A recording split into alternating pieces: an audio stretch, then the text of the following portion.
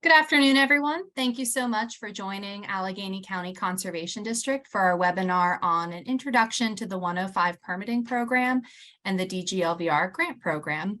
My name is Riley Kinney, and I administer our DGLVR grant program. Joining me today is Abby Kiefer. She's one of our 105 permitting staff. If you have any questions today throughout the webinar, feel free to add them to the chat at the bottom of your screen. We will have some time at the end for some question and answer, but if you think of something along the way, go ahead and put it there in the chat so we are able to answer that at the end. And we're going to get started here.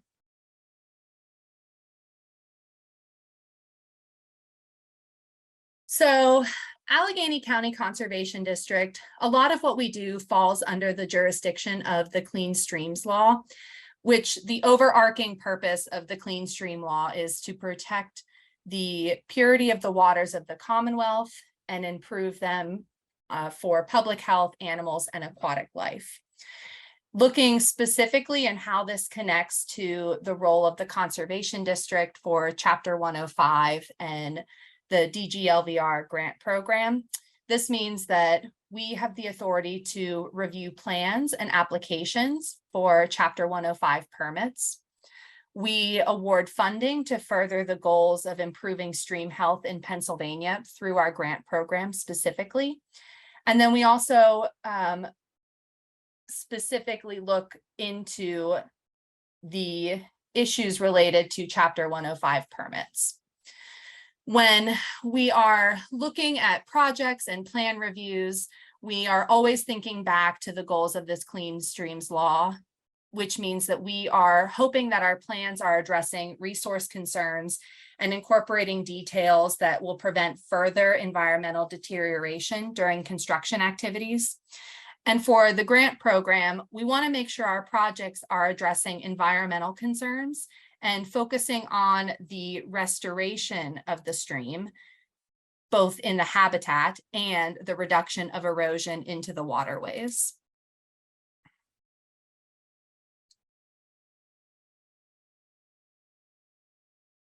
Now that we've touched on the Clean Stream Law a little bit, I am part of what I do with the Conservation District is reviewing 105 permit applications. So I want to touch on how the Clean Streams Law, how it ties in with Chapter 105 and the DGLVR program. So you might ask what's regulated under Chapter 105. It generally regulates obstructions and encroachments, not only in the stream, but also along the stream, across the stream, projecting into the stream, as well as the floodway or any body of water. So a lot of people ask like what that includes, particularly what the floodway includes. Floodway is determined by FEMA mapping. However, a lot of the streams are not mapped via FEMA studies. You can look those up on the FEMA website. In the case that it is not mapped on the FEMA website and not a FEMA delineated floodway, the floodway is considered to extend 50 feet landward from the top of each stream bank. So anything that's 50 feet from that stream bank in either direction would be regulated under Chapter 105. These regulations are for the protection, safety, welfare, health, property of not only the stream itself, but also of the people, the natural resources, environmental rights, and they're in place to conserve and protect water quality. So as you can see, this does all tie back to the Clean Streams Law. As far as what Allegheny County Conservation District is delegated to do in regards to Chapter 105 regulations, we review and issue general permits. And in our case, we review and issue the general permits 1 through 9. If you have an application for a GP11 or a joint permit, those do go through DEP. We also do inspection and complaint investigations. So if someone were to call in and say, you know, there's something blocking the stream, someone did something to the stream, you know, someone's dumping a bunch of stuff in the stream, we would come out and look at that and kind of figure out what we can do in regards to Chapter 105 regulations and how we can get that fixed. We also help with outreach, training, and education, which is kind of what we're doing here today. And one of the most common things that people ask us is, when do I need a Chapter 105 permit, or do I need a Chapter 105 permit? The first thing that you want to consider is if your proposed work is within a stream, 100-year floodway, or wetlands. If the answer to that is yes, then you generally are going to need a Chapter 105 permit. So the next thing that you want to think about is if you might qualify for a waiver under 105.12. The waiver that we see people qualify under most commonly is if your contributory drainage area to your project is less than or equal to 100 acres, you can qualify for a waiver. We do not issue waivers at ACCD, but if you do want a written approval of that waiver, that should go through DEP. If this project, if you've gotten this far and the project can be covered under general permits 1 through 9, you would submit that to us at Allegheny County Conservation District. We have a step-by-step process laid out on our website. If it cannot fit any of those boxes under general permits 1 through 9, you would need to submit to the DEP. And here we have listed GP10, GP11, GP15, or joint permits. Those are the ones we typically see. And then, like I said, those do need to go through the DEP. They would not go through us.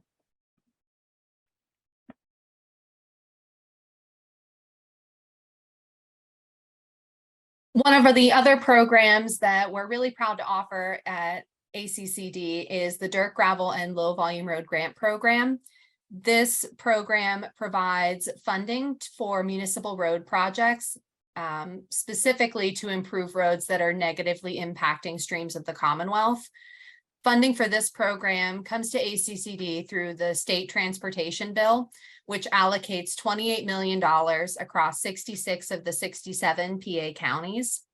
Every year, ACCD receives about $80,000 for dirt and gravel road projects and about $210,000 for low volume road projects.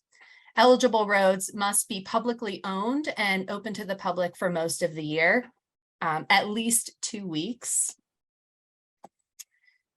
Dirt and gravel roads are any road with a dirt and gravel surface, but a low volume road is a paved road with 500 cars per day or fewer, which we measure between 3 and 6 p.m. on a Tuesday, Wednesday, or Thursday between March 1st and the week before Thanksgiving. If you have a potential low volume road that you're interested in applying for funding, we have traffic count forms that can give you all of this information. In order for a road to be eligible, it must meet the following criteria. As I mentioned, any dirt and gravel surface is acceptable. We cannot pay to pave a dirt and gravel surface, but we can certainly spruce it up. We will fund low volume paved roads, 500 cars per day or fewer, and especially roads that have water management issues. Some of the types of projects that we look at are stormwater management, flooding, erosion, separating combined stormwater systems, and stream crossings, which is one of the major things that we're tying into our presentation today. There are.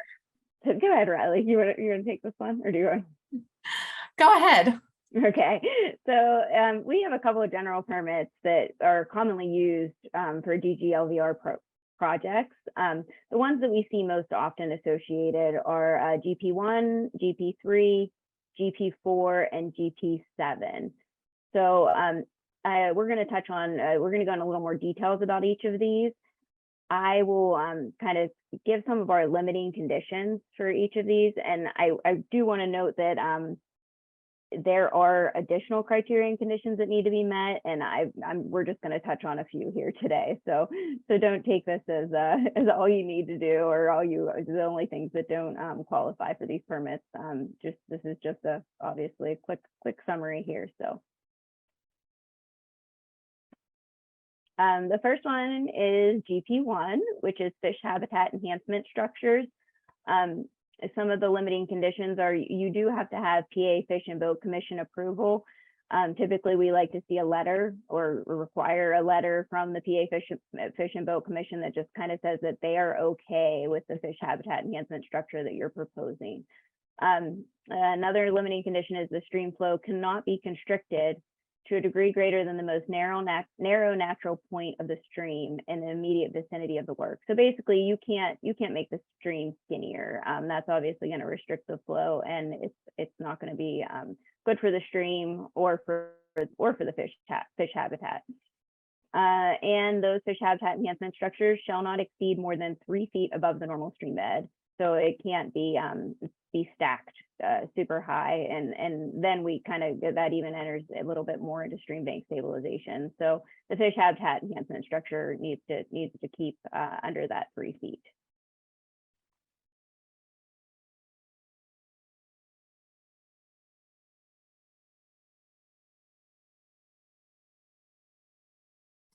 Fish habitat structures are an excellent use of dirt and gravel roads funding. To date, we have not funded any of these types of structures in Allegheny County, but we would certainly encourage folks that are looking at roads that are in close proximity to streams, if there are opportunities to improve the stream habitat, it's something that would really strengthen an application.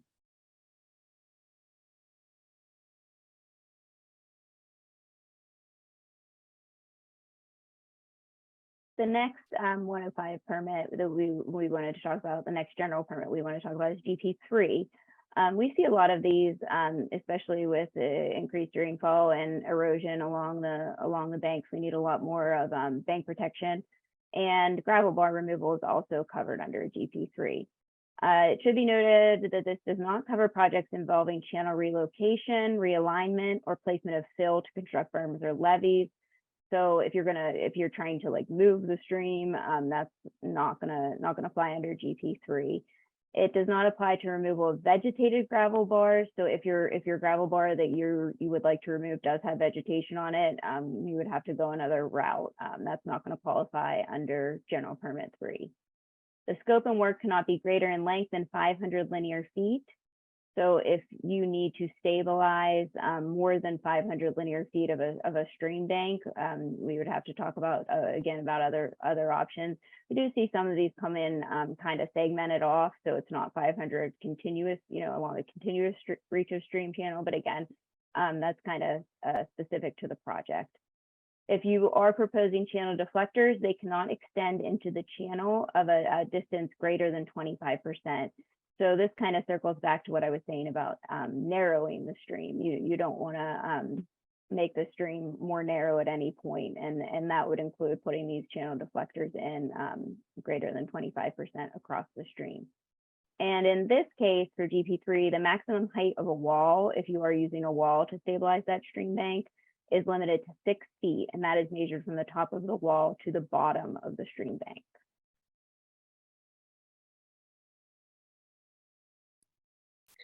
GP3s are a pretty common permit needed for our DGLVR projects. As many of you probably know, the nature of streams means that they are constantly shifting. And back when we put our roads in here in Allegheny County, a lot of them were following the navigation of the streams. And so we see a lot of roads that are directly beside a stream, and over time, these streams are eroding into the bank and cutting into the roadway. So a GP3 could allow for proper bank stabilization to protect the roadway and also reduce the erosion happening into the stream itself. This is a project that ACCD funded in Coraopolis Borough on Brook Street. This was a really tight location. As you can see, the road, the stream, and the houses are all very close to each other. So the best course of action for stabilizing this particular bank was to use riprap. And this was along McCabe Run.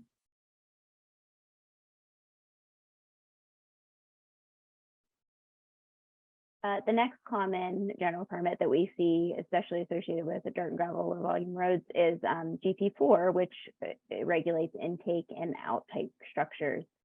Some of the limiting conditions that apply to the GP4 is this is only applicable to outfall structures having a diameter less than or equal to 36 inches.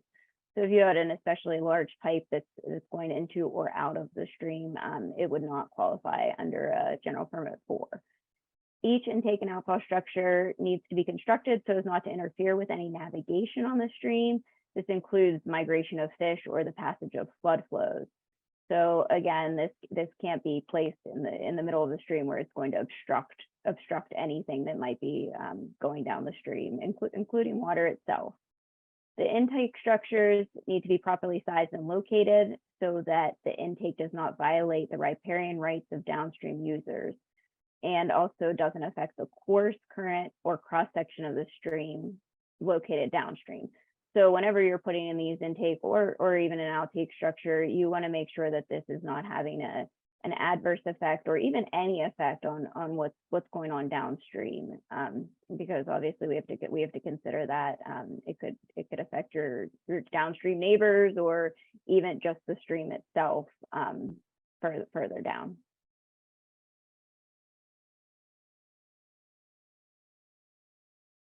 One of our recent projects that we completed this past year was on Clinton Avenue Extension in Oakdale Borough.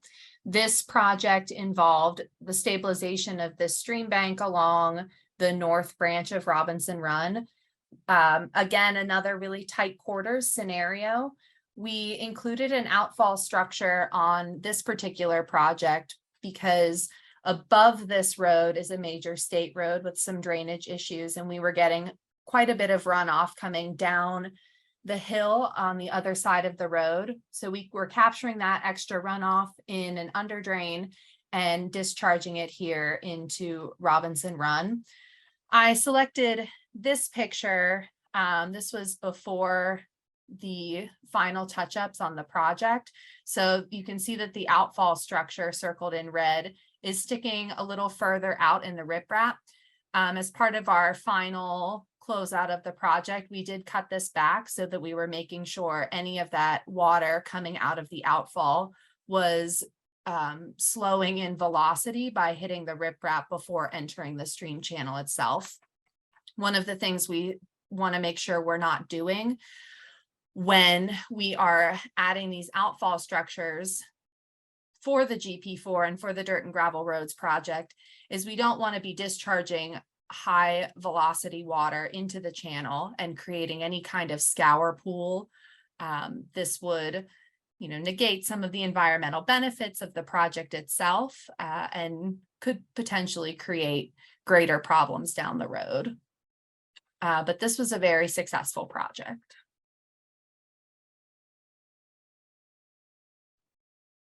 The last general permit that we want to touch on is a GP7, which is a minor road crossing. Some of the limiting conditions that are associated with a GP7 are the length of your crossing has to be less than 100 feet. The watershed drainage area upstream of the crossing needs to be less than 1.0 square miles.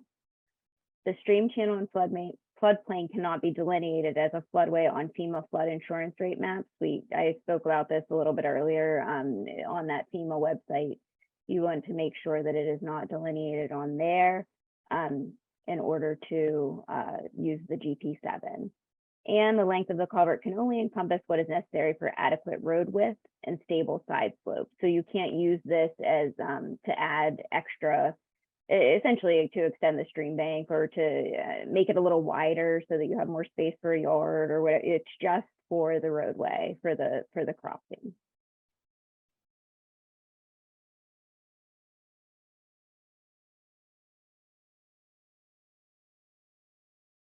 Stream crossings are a really popular project for the DGLVR program. This was a stream crossing replacement project we did in Swickley Heights along Hunt Road. This project, we replaced a 42-inch concrete round pipe with a 10.5-foot wide aluminum box culvert. The requirements for the Dirt and Gravel Road program tend to go above and beyond the requirements for a typical GP7 permit. And this is for a number of reasons, primarily that the Dirt and Gravel Roads program is very interested in reestablishing stream connectivity, making sure that the slope of the stream is one that is most beneficial for the stream habitat, both the aquatic organisms, the flow of the water, making sure that we have a stable stream bed material. And so sometimes we will ask for additions to the permit that go above and beyond what might be in a typical GP7 permit. And this ties into a new policy that's been released by the Dirt and Gravel Roads Program, specifically related to stream crossings. Some of these policy updates, which I will not go over entirely in this webinar, but if you're interested in some more resources, I'm happy to provide those. The Dirt and Gravel Roads Program released a new technical manual with specific sections for engineers to explain some of these new processes, procedures, and requirements for stream crossing replacement projects under the Dirt and Gravel Roads Grant Program. One of the major changes is the requirement to utilize a longitudinal profile that will be performed by the Conservation District. This is really looking at those stable points in the stream, looking at recreating that continuity slope from a stable point upstream through our crossing to a stable point downstream. These additional design elements then are incorporated into a required pre-design meeting. So any applicants that are interested in a stream crossing project are required to meet with their engineer, with the Conservation District, with the applicant, to make sure that we've incorporated all of the work done in the longitudinal profile into the design of the structure itself. Some of the things that are included in the GP7 and the GP11 permits that are additional requirements for the roads program include a more detailed stream crossing design at the permitting level. We are asking for about a 90% design. The hope with this is that we are creating a design for the project that then can be carried through to the bid documents, to the construction drawings.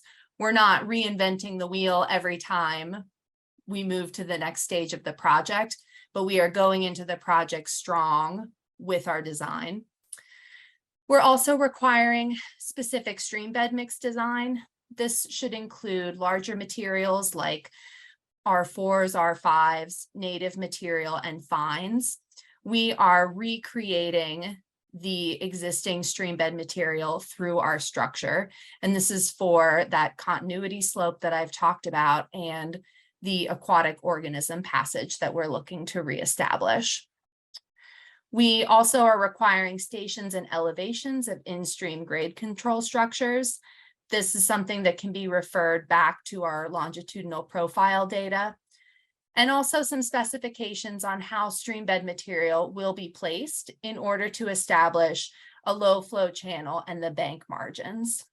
One of the things that we will sometimes use to do this is a hydraulic wash-in of fines.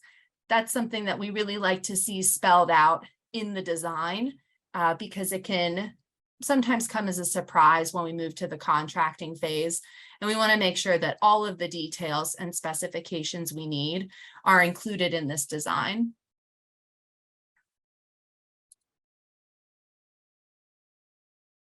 In summary, both the DGLVR program and 105 permitting help to support the main goal of the Clean Streams Law by improving and protecting the waters of the Commonwealth. If you have questions about 105 permitting or are interested in applying for DGLVR funds, we're going to send information out to all in attendance following this webinar. You can also feel free to reach out to either myself or Riley via email or give us a call. And Allegheny County Conservation District's website has a lot of resources on the website. So if you look there, you might be able to find the answer to your question.